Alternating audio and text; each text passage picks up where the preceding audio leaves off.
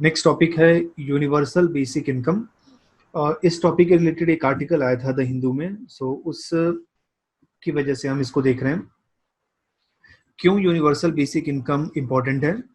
मार्च half, then अप्रैल मई उसमें lockdown था, and then जून में भी पार्शियली इकोनॉमी को ओपन हमने किया है। और अभी भी बहुत सारे ऐसे सेक्टर हैं जहां पे हम कोविड-19 के आफ्टर शॉक को फेस कर रहे हैं और वो कम्प्लीटली ओपन नहीं हुआ है। तो कुछ ओपोजिशन पार्टी इकोनॉमिस्ट वो डिमांड कर रहे हैं कि हमारे पास एक यूनिवर्सल बेसिक इनकम होना चाहिए जो सबको एटलीस्ट एक पैरिटी पे लेके आ जाए। लाइक इंडिया में अगर आपको कंफर्टेबली रहना है तो आपके पास 10,000 रुपीज होना चाहिए।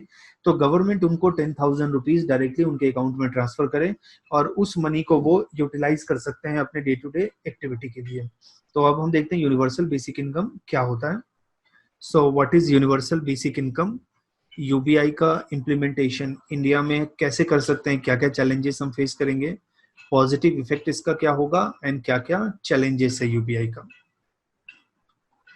तो ये एक वीडियो है यूबीआई के रिलेटेड, पहले वीडियो को देख लेते हैं, आगे प्रोसीड करते हैं।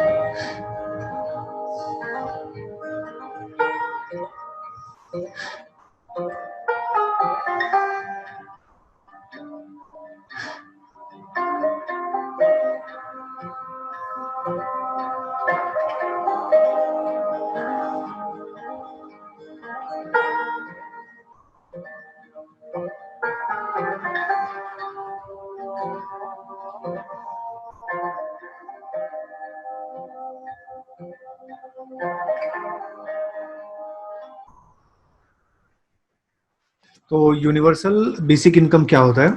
तो दो इसका अप्रोच है। पहला अप्रोच है, इंडिया में 135 करोड़ पॉपुलेशन है। Irrespective of their income, irrespective of their profession जिसमें वो इंगेज हैं, गवर्नमेंट सबके अकाउंट में से मंथली 10,000 रुपीज ट्रांसफर कर दे, क्योंकि ये आपके लाइफ के बेसिक रिक्वायरमेंट को फिल करेगा। बट एक 135 करोड़ पॉपुलेशन जो इंडिया में है, एवरीबडी इज नॉट पुअर, सबको तो रिक्वायरमेंट है नहीं, कुछ लोग होंगे जो रिच होंगे। तो सेकंड है, गवर्नमेंट टारगेट करें जिनको रिक्वायरमेंट है। से इंडिया में ऐसे 50 करोड़ पॉपुलेशन है जिनको पैसे का रिक्वायरमेंट है, तो गवर्नमेंट उन्हीं के अकाउंट में ट्रांसफर करे। बिकॉज गवर्नमेंट अगर सबको ट्रांसफर करेगा तो उसके पास इतना पैसा भी होना चाहिए, तो गवर्नमेंट टारगेट करे। और थर्ड इसका अप्रोच है, सपोज करो कि कोई अभी बिल्कुल भी अर्न नहीं कर रहा है, 0 रुपीज अर्न कर रहा है, अनएम्प्लॉयड है, कोई 2,000 रुपीज अर्न कर रहा है और कोई से 8,000 रुपीज अर्न कर रहा है। गवर्नमेंट इसके अकाउंट में 2,000 रुपीज ट्रांसफर करे, बिकॉज इंडिया में प्रॉपर वे में रहने के लिए यू नीड 10,000 रुपीज। तो 8,000 तो वो ऑलरेडी अर्न कर रहा है, जो डेफिसिट बच गया, जो वहां पे शॉर्टेज है, वो गवर्नमेंट इंडिया कॉम्पनसेट करे। यहाँ पे 8,000 गवर्नमेंट ऑफ इंडिया कॉम्पनसेट करे, 8 + 2 10 हो जाएगा, और यहाँ पे कंप्लीट 10 करे। तो यूनिवर्सल बेसिक इनकम में होता है कि या तो गवर्नमेंट सबको पैसे दे, ये पॉसिबल नहीं है और ये रिक्वायर्ड भी नहीं है, because everybody is not in requirement. कोई हाई इनकम ग्रुप है, मिडिल इनकम ग्रुप है, उसको रिक्वायरमेंट नहीं है।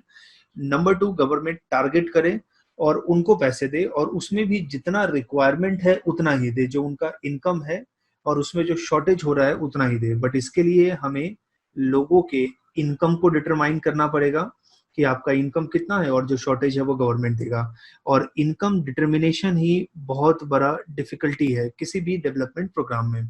तो यूनिवर्सल बेसिक इनकम को कैसे डिफाइन करते हैं? It is providing all citizen of India और कंट्री और required citizen of country or any geographical area with a given sum of money regardless of their income, resource and employment status. ये work कैसे करेगा इसको हम समझते हैं। से गवर्नमेंट मनी देगी पब्लिक को।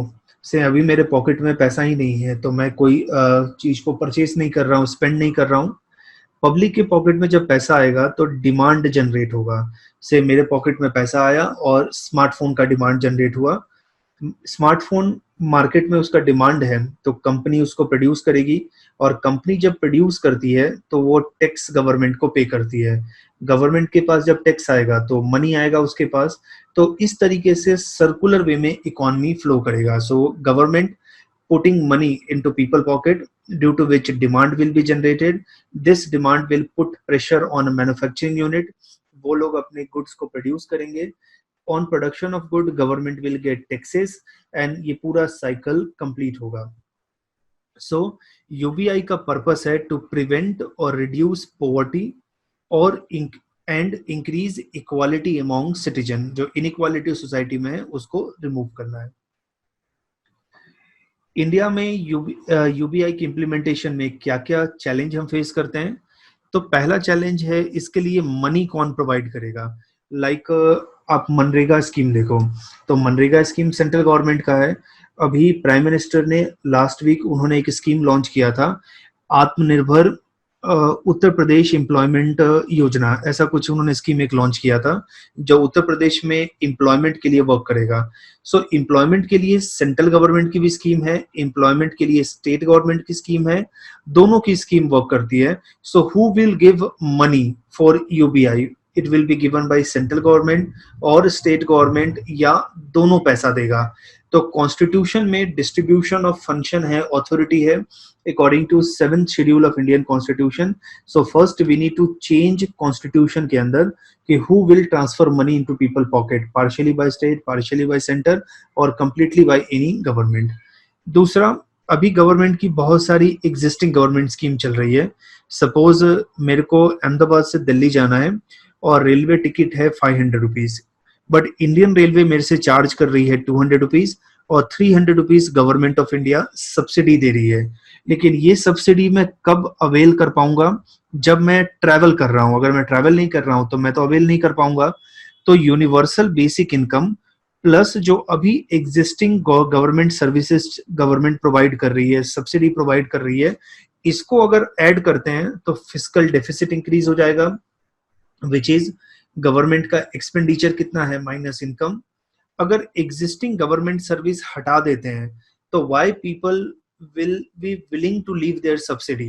से मैं फ्लाइट बुकिंग करता हूं तो उसमें गवर्नमेंट सब्सिडी देती है, मैं घर बुक करता हूं गवर्नमेंट सब्सिडी देती है, तो लोग इसको छोड़ना नहीं चाहेंगे।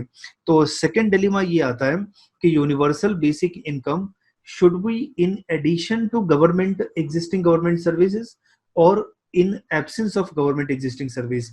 तो गवर्नमेंट कोई भी सर्विस प्रोवाइड ना करे, कोई भी गुड प्रोवाइड ना करे, सिर्फ यूबीआई के थ्रू पैसा लोगों के अकाउंट में डाले। देन प्रॉपर डेटा हमारे पास मिसिंग है। सपोज करो कि चाइल्ड में मैं पुअर था, मेरे पेरेंट्स के पास रिसोर्स नहीं था, मेरा एजुकेशन कंप्लीट करने के बाद अब मैं मिडिल इनकम ग्रुप या हायर इनकम ग्रुप में आ गया हूं। ये डेटा का प्रॉपर रिकॉर्ड गवर्नमेंट के पास नहीं है, तो मैं अभी भी चाहूं तो गवर्नमेंट स्कीम का बेनिफिट ले सकता हूं। तो गवर्नमेंट के पास एक प्रॉपर डेटा होना चाहिए जो हमारे पूरे लाइफ साइकिल को कवर करे। से इन 2010 मेरा इकोनॉमिक कंडीशन क्या था, 2015 में क्या हुआ, क्या ये चेंज हुआ या स्टैग्नेंट रहा? चेंज भी हुआ तो पॉजिटिव साइड हुआ, नेगेटिव साइड हुआ। तो एक प्रॉपर डेटा गवर्नमेंट के पास नहीं है। तो यूबीआई के इम्प्लीमेंटेशन में 3 डिलेमा हम फेस कर रहे हैं। First dilemma is who will provide money, and money का क्वांटम बहुत है। Look at the population of India 135 crore. Second, UBI should be in addition to existing service और all the existing government services should be removed and UBI को implement करें। And third, government is not having proper data. अभी इसका data का मैं आपको example बताऊं। Supreme court के अंदर गवर्नमेंट ऑफ इंडिया ने कहा कि 8 करोड़ इंडिया में माइग्रेंट्स हैं। और वो माइग्रेंट्स जो हैं अभी दिल्ली से, मुंबई से, सूरत से, वो लोग चल के अपने गांव में जा रहे हैं। कल के हिंदू न्यूज़पेपर में एक रिपोर्ट आया था, गवर्नमेंट ऑफ इंडिया ने क्लैरिफाई किया कि ये जो 8 करोड़ माइग्रेंट का डेटा है वो एक लिबरल एस्टिमेट है। हमारे पास एक्चुअल नंबर नहीं है, but this was just an estimate, और वो एक लिबरल वे में हमने बनाया, इससे भी कम माइग्रेंट होंगे। तो अब गवर्नमेंट को माइग्रेंट्स के ऊपर कोई पॉलिसी बनाना होगा, तो गवर्नमेंट के पास तो है ही नहीं प्रॉपर डेटा, और प्रॉपर डेटा नहीं है तो वो कैसे पॉलिसी बना सकता है। तो एक डेटा मैनेजमेंट बहुत ही अपहिल टास्क है for government, all the level of government. Then positive effect क्या है यूबीआई का? फर्स्ट, ये पॉवर्टी एंड इनइक्वालिटी रिमूव करता है। से मैं 10,000 अर्न कर रहा हूँ और अपने लाइफ को मैं कंफर्टेबली लिव कर रहा हूँ, से समवन इज अर्निंग 2,000 रुपीज और वो बहुत खराब तरीके से रह रहा है, बट इसको गवर्नमेंट अगर 8,000 दे देगी तो इसका भी लिविंग कंडीशन मेरे इक्वल हो जाएगा, एटलीस्ट बेसिक फैसिलिटी तो उसके पास होगी। तो it will result in removal of production, removal of poverty and inequality. Then citizen को चॉइस प्रोवाइड करेगा, से फेयर प्राइस शॉप है, राशन की दुकान है, वहां पे मैं जाता हूँ और वो लोग मुझे राइस देते हैं। मेरे को राइस का क्वालिटी ठीक नहीं लगता है, लेकिन मेरे पास ऑप्शन क्या है, मुझे तो वो एक्सेप्ट करना पड़ेगा। बट इसके बदले अगर गवर्नमेंट मेरे अकाउंट में मनी डालती है, मैं राशन के शॉप पे जाता हूँ, वहां की राइस मुझे ठीक नहीं लगती, मैं मार्केट में कहीं और से परचेज कर पाऊंगा। अगर आपके पॉकेट में पैसा होगा, आपके पास चॉइस आएगा, आपके पास ऑप्शन होगा। कस्टमर के पास जब ऑप्शन होता है तभी इकोनॉमी परफॉर्म करता है, अगर कस्टमर के पास ऑप्शन नहीं है तो इकोनॉमी परफॉर्म नहीं करेगा। गवर्नेंस को सिंप्लीफाई करेगा, जैसे अभी गवर्नमेंट स्कूल में सब्सिडी देती है, एजुकेशन में, हेल्थ में, फूड में, एम्प्लॉयमेंट में। इसके बदले गवर्नमेंट को सिर्फ एक ही काम करना होगा, सबके अकाउंट में एक पर्टिकुलर सम डालना होगा, रेस्ट सारे सब्सिडी में गवर्नमेंट अपने पैसे को बचा सकती है। सो इट विल जस्ट सिंप्लीफाई कि आपका एक बैंक अकाउंट है, आप इतने इनकम ग्रुप के हैं, okay, government will pay this much money to you. Reducing cost of service delivery, say government अभी राइस फार्मर से परचेज करती है, फार्मर के बाद सेंट्रल गवर्नमेंट इसको स्टेट गवर्नमेंट को एलोकेट करती है, स्टेट गवर्नमेंट डिस्ट्रिक्ट को एलोकेट करती है, डिस्ट्रिक्ट से फेयर प्राइस शॉप में जाता है और फिर ये कस्टमर के पास जाता है। इंस्टेड ऑफ सेंट्रल गवर्नमेंट और स्टेट गवर्नमेंट ये डायरेक्टली लोगों के अकाउंट में पैसा डाल दे, तो ये जो ट्रांजेक्शन कॉस्ट है, ट्रांसपोर्टेशन का, स्टोरेज का, लोडिंग का, अनलोडिंग का, इस कॉस्ट को हम बचा पाएंगे। फाइनेंशियल इंक्लूजन होगा लोगों का, बैंक अकाउंट लोगों के पास होगा, उनके पास पैसा जाएगा तो उनका एम्पावरमेंट होगा, उनके पास ऑप्शन चॉइसेस इन्वॉल्व होगा। बेटर टारगेटिंग ऑफ बेनिफिशियरी, से इसके लिए आप इनकम टैक्स रिटर्न देख लो लोगों का, या लोगों का आप इनकम सर्टिफिकेट देख लो, और उसके थ्रू आप डिटरमाइन करो कि इसको इतने मनी का रिक्वायरमेंट है और उसको आप टारगेट करो, और इस पैसे को आप इन्फ्लेशन के हिसाब से एडजस्ट भी करो। लाइक इन जनवरी 2020 आप लोगों के अकाउंट में 10,000 रुपीज ट्रांसफर कर रहे हो, इन्फ्लेशन इंक्रीज हो गया, से 10% इन्फ्लेशन इंक्रीज हुआ, नाउ इन फरवरी 2020 आप लोगों के अकाउंट में 11,000 ट्रांसफर करो। तो it will result in better targeting of beneficiaries according to their requirement. अगर हमें ऐसा लगता है कि उनके अकाउंट में ज्यादा पैसे का ट्रांजेक्शन हो रहा है या उनके पास कोई एसेट है, तो उनको बेनिफिट देना हम रोक सकते हैं।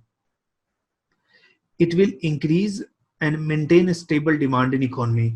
आज इंडियन इकोनॉमी में हम प्रॉब्लम फेस कर रहे हैं, उसके पीछे का रीजन ये है कि इकोनॉमी के अंदर डिमांड नहीं है। अगर इकोनॉमी के अंदर डिमांड होगा तो जो इंडस्ट्री है उसके ऊपर प्रेशर होगा और इंडस्ट्री ज्यादा से ज्यादा मैन्युफैक्चर करेगी। It will give individual freedom and liberty, और उनकी क्रिएटिविटी को इनहेंस करेगा। जैसे लोग के अकाउंट में आपने पैसा डाल दिया, अब उनको उस पैसे का जो यूज करना है वो कर सकते हैं। से मेरे अकाउंट में 10,000 आया, मैं क्या करूंगा कि उस जगह पे, ये किसी का डाउट आया मैं देखता हूँ, फाइनेंशियल इंक्लूजन बताता हूँ। फाइनेंशियल इंक्लूजन मतलब ये होता है कि फाइनेंशियल सिस्टम में आप लोगों को इंक्लूड करो। जैसे मेरा बैंक अकाउंट नहीं है तो गवर्नमेंट ने मेरा बैंक अकाउंट ओपन कर दिया, गवर्नमेंट ने मुझे ये कहा कि आपके पास जो पैसा है तो आप उस पैसे को अपने घर में रखने के बदले आप अपने बैंक अकाउंट में रखो तो आपका मनी ग्रो होगा। तो financial inclusion means bringing people those who are out of our financial system into our banking network, into our financial institution network। तो ये फाइनेंशियल इंक्लूजन है। इसके लिए गवर्नमेंट ने एक प्रोग्राम लॉन्च किया था, डेट इज प्रधानमंत्री जनधन योजना, जहां पे पुअर लोगों का गवर्नमेंट फ्री में अकाउंट खोलती थी। ऋषिकेश तुम्हारा म्यूट करो यार। So it will create individual freedom and liberty and लोगों के क्रिएटिविटी को इनहेंस करेगा, because if you have money in your pocket you can utilise your money in any way. Now challenges and limitation हम क्या face कर रहे हैं UBI को इंडिया में इम्प्लीमेंट करने का। एक है मनी का मिसयूज हो। तो अहमदाबाद ऑफिस में जो हमारे वहाँ काम करते हैं साफ सफाई में, तो वो एक अंकल आंटी दोनों काम करते हैं। तो आज आंटी आई थी तो उन्होंने कहा कि आप जब सैलरी पे करो तो अंकल को सैलरी पे मत करना, क्योंकि लास्ट टाइम आपने इनको सैलरी पे किया था और पूरे 3000 का ये दारू पी गए थे। तो उनका ऐसा था कि जब आप सैलरी दो तो आप सैलरी मुझे दो, अदरवाइज ये पैसे को मिसयूज करते हैं। तो सेम ऐसा भी हो सकता है कि हम लोगों के अकाउंट में पैसा ट्रांसफर करें फूड के लिए, एजुकेशन के लिए, ट्रांसपोर्टेशन के लिए, और जो फैमिली का हेड है उस पैसे का मिसयूज कर ले आइदर अल्कोहल में, टोबैको में या किसी और एडिक्शन में। तो उसमें हम क्या करेंगे? लेकिन एटलीस्ट हम फूड ग्रेन देते हैं तो अपने घर पे तो लेके जाएगा, और उस फूड ग्रेन से न्यूट्रिशन का कंपोनेंट फैमिली का इंक्रीज होगा। सेकेंड, बैंकिंग सिस्टम का लिमिटेशन है। सबके अकाउंट में हम पैसा डाल सकते हैं, बट क्या रूरल एरिया में, फॉरेस्ट एरिया में, माउंटेनस एरिया में बैंकिंग सिस्टम वेल डेवलप है? और अगर बैंकिंग सिस्टम वेल डेवलप नहीं है तो लोगों के पास ये पैसा पहुंचाना ही चैलेंजिंग होगा। इन्फ्लेशन को कैसे अकाउंट करेंगे? जैसे अभी से राइस है 10 रुपीज पर केजी, बट जब दिवाली का सीजन आएगा, मैरिज का सीजन आएगा, राइस का प्राइस इंक्रीज हो जाएगा टेम्पररीली। तो उस समय हम कैसे इन्फ्लेशन को अकाउंट करेंगे? लेकिन हम लोगों को 10 केजी से राइस दे रहे हैं, तो वो 10 KG rice throughout the year हम उनको प्रोवाइड कर रहे हैं।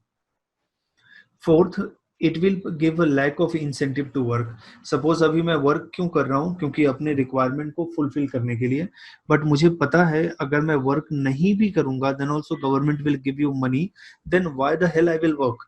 Because I will be dependent upon government for their subsidy. So it will provide lack of incentive to work and people will become lazy, people will become dependent upon government, और ये हमारे government को एक pampering state बना देगा, एक parent state बना देगा, where if you are even if you are not working government will give you this benefit. Pampering state बना देगा। Now the next challenge is how to identify beneficiaries. क्योंकि beneficiaries को identify करने के लिए हम क्राइटेरिया क्या डिवाइस करेंगे? इनकम क्राइटेरिया, बट बहुत सारे लोग एग्रीकल्चर में एसोसिएटेड हैं, अनऑर्गेनाइज सेक्टर में है, जहां पे उनका इनकम ज्यादा होता है बट वो इनकम को शो नहीं करते हैं। सो इन बेनिफिशरीज को आइडेंटिफाई करना ये भी एक अपहिल टास्क होगा। इसके अंदर प्राइवेट प्लेयर्स जो है उसका मोनोपोली आ जाएगा। सपोज करो अभी कोई प्राइवेट स्कूल अच्छा नहीं पढ़ा रही है, तो मेरे पास ऑप्शन है कि मैं अपने बच्चे को गवर्नमेंट स्कूल में डाल सकता हूँ। रीजन, क्योंकि गवर्नमेंट स्कूल है तो क्रेडिबिलिटी होगा या गवर्नमेंट स्कूल में फेथ होगा। मैं अगर आपको एक एग्जांपल देके समझाऊं, मेरा एक फ्रेंड था, वो साइकेट्रिक प्रॉब्लम फेस कर रहा था, कुछ साइकोलॉजिकल उसको इशू हो रहा था। इट वाज उसको मेडिकल टर्म में कहें तो बाइपोलर डिसऑर्डर था, but it was very mild.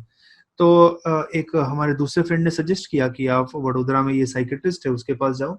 तो हम उसके पास गए, तो वो साइकेट्रिस्ट कैसा था, प्राइवेट प्रैक्टिस करता था, and he was like very mischievous. वो ऐसे मेडिसिन देता था कि जिससे पूरा का मेडिकेशन का जो पीरियड है वो प्रोलॉन्ग हो जाए। तो ये मेडिसिन खाने से कुछ फायदा नहीं होता था। तो देन मेरा कॉलेज जो था वो एमएस यूनिवर्सिटी के अंदर था। तो एमएस यूनिवर्सिटी के अंदर I was in engineering college, मैंने वहाँ के साइकेट्रिक डिपार्टमेंट को कंसल्ट किया, जो मेडिकल फैकल्टी था। तो उनसे मैंने कहा कि सर ऐसा ऐसा एक फ्रेंड प्रॉब्लम फेस कर रहा है, हम एक प्राइवेट डॉक्टर के पास लेके जा रहे हैं, साइकेट्रिस्ट के पास, तो वो ये सारा मेडिसिन दे रहा है और जिससे इम्प्रूवमेंट कुछ नहीं हो रहा है बट कंडीशन और वर्सन अप हो रहा है। और वो क्या देता करता था, सिर्फ स्लीपिंग पिल्स देता था और पूरे दिन ये मतलब सोते ही रहता था। तो उसने कहा कि नहीं नहीं, आप उस डॉक्टर के पास मत जाओ, वो डॉक्टर बहुत नोटोरियस है, वो जानबूझ के नंबर ऑफ विजिट इंक्रीज करने के लिए वो ऐसा करता है। तो अगर गवर्नमेंट सारा का सारा काम अगर छोड़ देगी और प्राइवेट प्लेयर ये काम करने लगेंगे तो प्राइवेट प्लेयर का मोनोपोली हो जाएगा।